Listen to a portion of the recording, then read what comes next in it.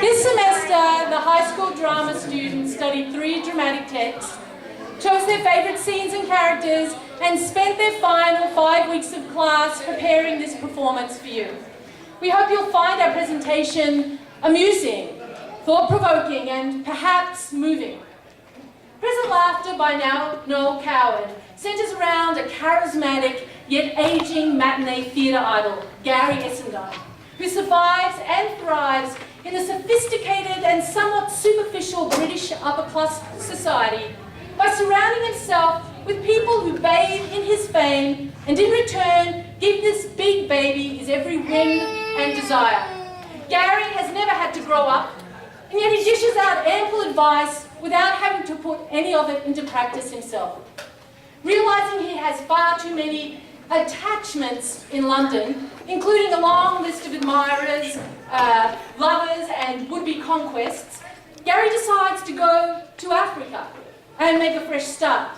On the eve before his boat sails, Gary must face 3 of his most aggressively devoted fans.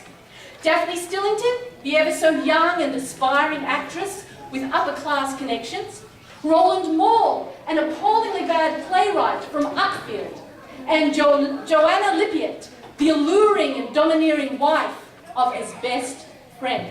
Please enjoy Present Laughter. Yay.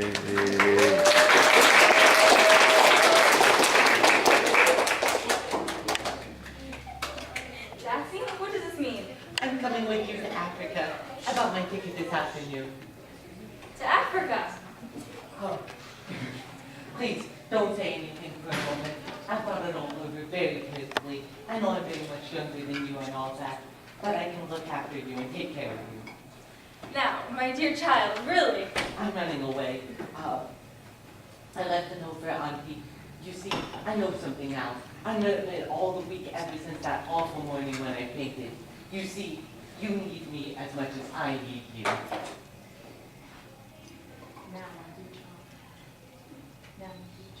Now, my dear child, you must go home at once.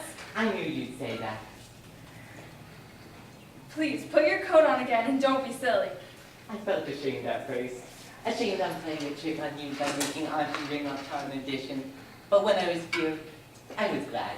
Oh, you were glad, were you? Oh yes, I was. I think that's why I fainted, really.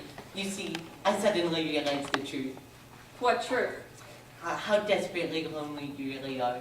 In spite of all your success, and in spite of all those people around you, I know how deep down your longing must be to have someone to really love you, and to be with you.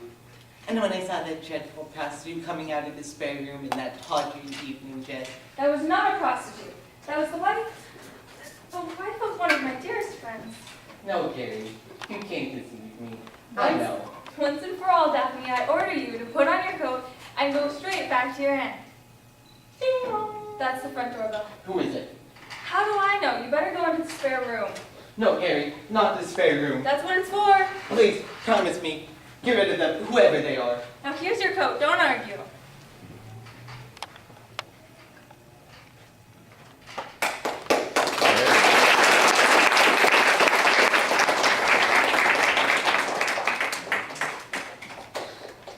And now, Mr. Roland Maule appears.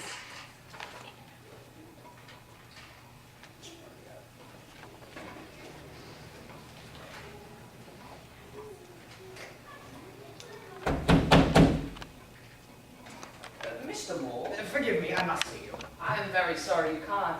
I'm just going to bed. You're free, I must insist. It's a matter of life and death. Come, what the hell do you mean by forcing yourself into my house like this? That's right, shout, shout. You're magnificent when you're angry. I'll tell you something, young man. You're just raving bloody mad. That's all that's the matter. Oh, no. I'm not the one who's mad. You're mad.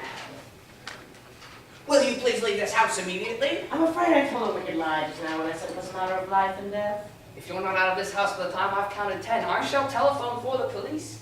1, 2, 3, 4, 5, 6,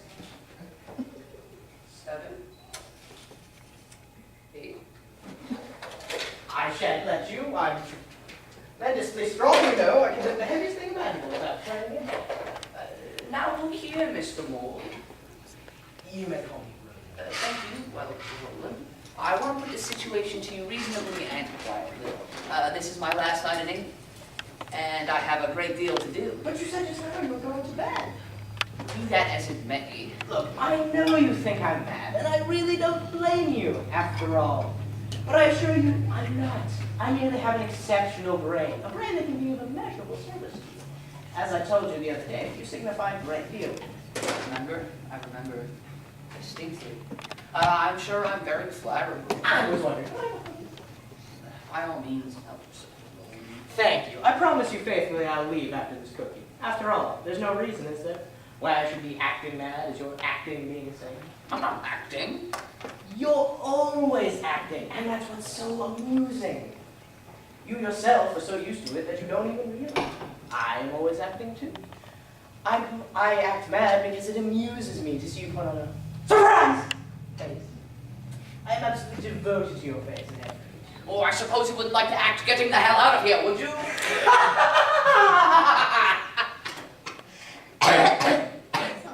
That's wonderful.